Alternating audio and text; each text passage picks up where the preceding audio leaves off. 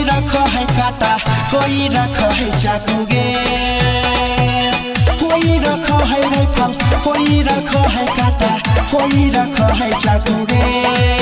सब छोरा बाबा न हो रंगा बाजा गे, छोरे हम बना दारू बाजा गे। सब छोरा बाबा न हो रंगा बाजा गे, छोरे हम बना दारू बाजा गे। कोई रखो है राइफल कोई रखो है काटा कोई रखो है चाकू गे, कोई रखो है राइफल कोई रखो है काटा कोई रखो है चाकू गे। सब छोरा बाबा न हो रंगा बाजा गे, छोरे हम बना दारू बाजा गे। सब छोरा बाबा न हो रंगा बाजा गे, छोरे हम बना दारू बाजा गे।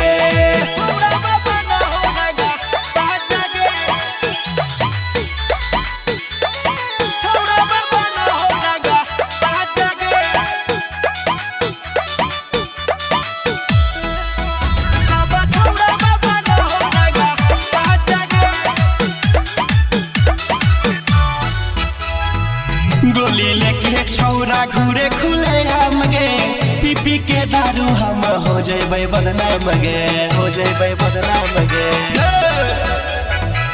गोली लेके छौरा घूरे खुले आम गे, पी के दारू हम हो जेबै बदनाम गे, हो जेबै बदनाम गे।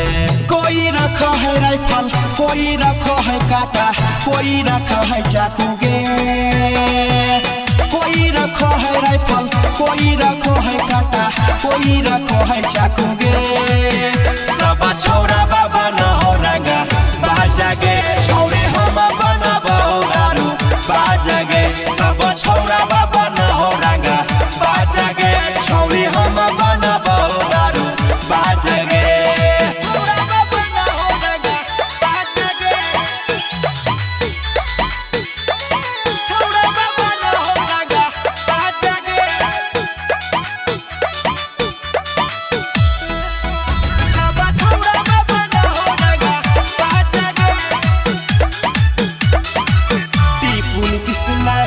टीपुनी किसनाही के करो गुलाम गे, दरुए गाजा के करे पारा ना मगे, करे पारा ना मगे।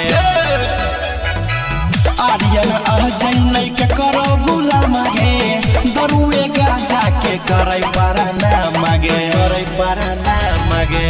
कोई रखो है राइफल कोई रखो है काटा कोई रखो है चाकू गे, कोई रखो है राइफल कोई रखो है काटा कोई रखो है चाकू गे। सब छोरा बाबा न हो रंगा बाजा गे, छोरे हम बना दारू बाजा गे।